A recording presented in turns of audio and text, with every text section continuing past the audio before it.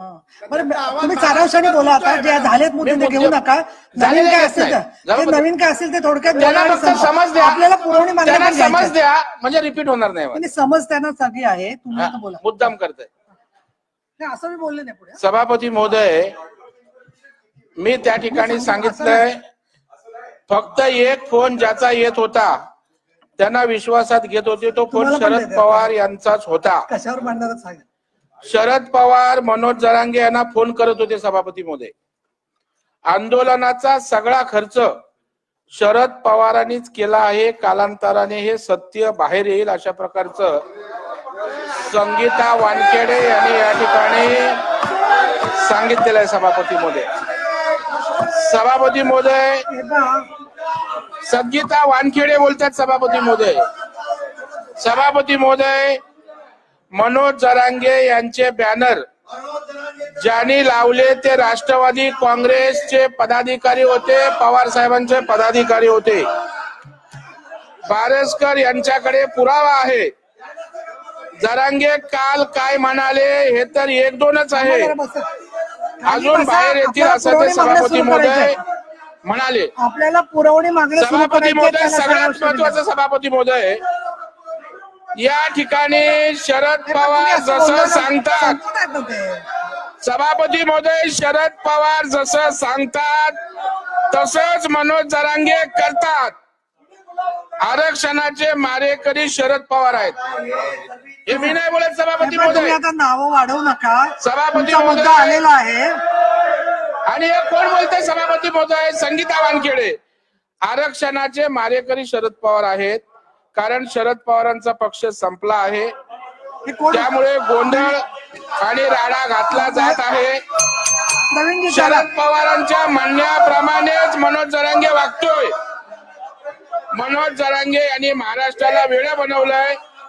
तिथे अंतर्वलीत दंगल घडवली, का घडवली याचा सरकारने शोध घ्यावा, अशा प्रकारची मागणी सभापती महोदय या ठिकाणी संगीता वानखेडे यांनी केली. सभापती महोदय, दोनच माझ्या मागण्या आहेत, दोन माझ्या मागण्या आहेत. सभापती महोदय, सारांशाने घ्या. मला समजलं, परंतु ते खालच्या सभागृहात झालेलं आहे. या सगळ्या त्याचा विषय नाहीये, तुम्ही तुमचं मांडा. या सगळ्या शशी शिंदे साहेब तुमच्या भाषणात बोलावं. पवार साहेबांचा कसा हात आहे हे संगीता वानखेडेंनी सांगितलंय. हे मी नाही बोलत. दरेकर नार्को टेस्ट करा हे पण सांगतात. सन्माननीय सदस्य प्रवीण दरेकर, सारांशाने संपा. दूध का दूध, पाणी का तुमचे मुद्दे पोहोचले आहेत सभागृहात. सरकारला मी निवेदन करायला सांगणार आहे याच्यावरती. तुम्ही चला सारांशाने घ्या. शिंदे साहेब असं चालत नाही आरडाओरडा करून. शरद पवारांचा त्यांचं बोलणं पूर्ण होतं एका मिनिटात. संगीता वानखेडे सांगते, मी नाही सांगत. मी आक्षेप घेतात, त्यामुळे बोलणं वाढतं. एका मिनिटात साहेबांच्या विरोधात असं बोलेन. संगीता वानखेडे ज्यांनी त्यांचं काम केलं, जरांगेच्या सहकारी होत्या, त्या काय बोलतात ते सांगतोय मी. बरं ठीक आहे, आता सारांश घ्या. चला संपा. सभापती महोदय, त्याच्यामुळं SITची राजेश टोपेंच्या कारखान्यावर, सभापती एक 2 मिनिटाचं 2 मिनिटात घ्या. त्याला 2 राजेश टोपेंच्या कारखान्यावर हे सगळं षडयंत्र रचलं गेलं.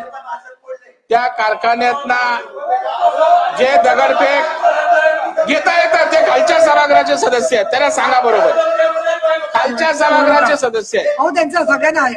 काय होतं म्हणजे तुम्ही व्यक्ती आणताय, सभापती महोदय, तुम्हाला मी बोलायला परवानगी दिली आहे का कोणाला? ते संपवतायत, तुम्ही परत बोलताय आणि डिस्टर्ब करताय. सभा झाला 2 मिनिटात. सभा हे पाहता असंच बोलणं चालू राहिलं ना तर मी अर्थसंकल्पापर्यंत टाकेन 1:30 पर्यंत. सगळी शांतता ठेवा. त्यांनाही बोलू द्या ना. तुम्ही स्वतःच म्हणता ना, तुम्ही प्रत्येक गोष्टीवर बोलता, त्यांनाही बोलू द्या ना. आणि तुम्ही उभं राहून अडवलं की अजून बोलतात ते, असं नाहीये. त्यांचं संपवत आहे ते तुम्ही खाली. हे पण विरोधी पक्षाला तुम्हाला 289 दिला तरी तुम्ही गोंधळ करता. मी आता काम दरेकर संपा, दरेकर संपा. चला. मी सरकारला निर्देश देते या संदर्भात तुम्ही काय भूमिका घेणार आहात, काय निर्णय घेणार आहात. सरकारला मी विचारणा करते की मग संपा तुम्ही पूर्ण. अहो तुम्ही त्यांच्याकडे बघून का बोलता, माझ्याकडे बघून बोला. तुम्ही पूर्ण करा, तुम्ही पूर्ण करा. तुमचं रेकॉर्डवर आणा म्हणणं, तुम्ही पूर्ण करा. तुम्ही त्यांच्याकडे बघून बोलू नका, तुम्ही डिस्टर्ब होऊ नका. तुम्ही तुमचं म्हणणं मांडा ना, तुम्ही तुमचं म्हणणं. तुम्ही चला संपा चला पटकन कन्क्लूड करा आता. सभापती महोदय या सर्व प्रकरणाची मी तुम्हाला किती सहकार्य केलं तरी तुम्ही संपूर्ण राजकारण आणताय. नाही त्याची एसआयटी चौकशी आपण करणार का, ही एक मागणी आहे. दादा खर्च जो झाला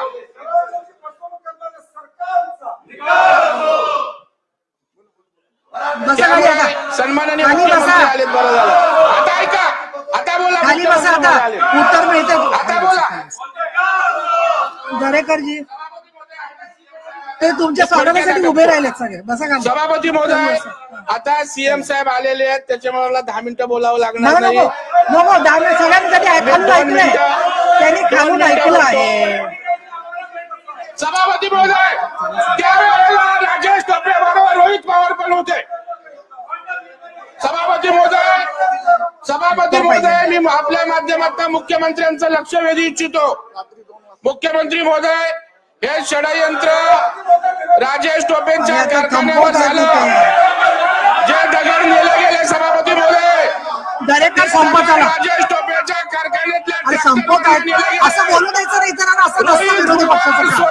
ते त्यांचं प्रश्न मांडण्याचं त्यांनाही अधिकार आहे ना. असं कसं करता येईल की सत्ताधाऱ्यांनी काहीच मांडायचं तुम्हीच म्हणून चालणार म्हणून नाही.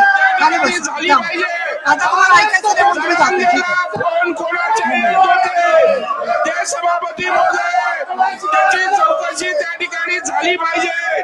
आणि सभापती महोदय चांगला ऐकायची ठेवा ना जरा. चला आता बोला, खरं बोललं थोडक्यात बोला. संपा. माननीय मुख्यमंत्र्यांनाही बोलायचं आहे, गोष्ट करायची आहे. चला संपा. त्यांनी ऐकलं पाहिजे ना. त्यांनी ऐकलंय, सगळं ऐकलंय त्यांनी. महाराष्ट्र ऐकतोय. सभापती महोदय आता संक्षिप्तपणे मी अगदी आता संक्षिप्त नाही झालं, 5-6 वेळा झालं संक्षिप्त. नाही सभापती ते बोलूनच देत नव्हते मला. सभापती महोदय या सगळ्या प्रकरणाची एसआयटी चौकशी व्हावी. एक शरद पवार साहेबांचे फोन येत होते, जरांगे शरद पवारांचेच फोन घेत होते, हे संगीता वानखेडे सांगते. त्याची आपण शासन चौकशी करणार का. 2 आणि तिसरा मुख्यमंत्री महोदय या ठिकाणी अत्यंत महत्वाचं आहे की नारायण राणे साहेबांना ते उद्धव ठाकरेंवर त्या ठिकाणी बोलले, कानाखाली मारली असती, तुम्ही अटक केली, गुन्हा दाखल केला.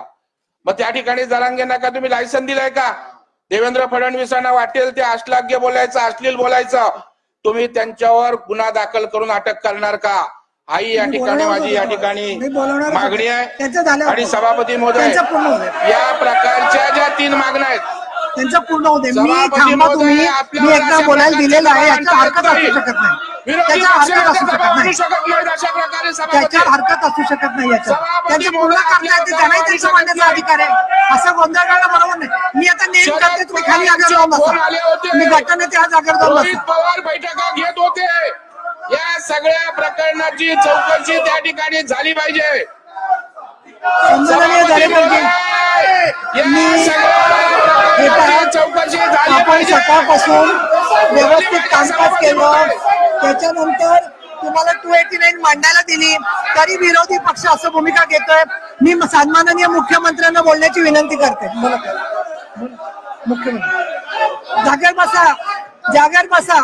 तुमचं शंका मुख्यमंत्री बोलताय, जागेवर बसा, जागेवर बसा. तुम्हाला कामकाज करायचं नाही का, कामकाज करायचं नाही का. मी सगळं कामकाज थांबवून टाकते, असं नाहीये. तुम्ही तुमची जबुशाही चालवू शकत नाही. चला जागेवर बसा सगळे. तुम्ही मुख्यमंत्र्यांचा ऐकायचं नाही असा तुमचा निर्णय. मी 5 मिनिटासाठी तहकूब करते. 5 मिनिटासाठी तहकूब करते. 5 मिनिटं तहकूब. जागेवर बसा पहिल्यांदा, नाहीतर कुठली चर्चा होणार नाही.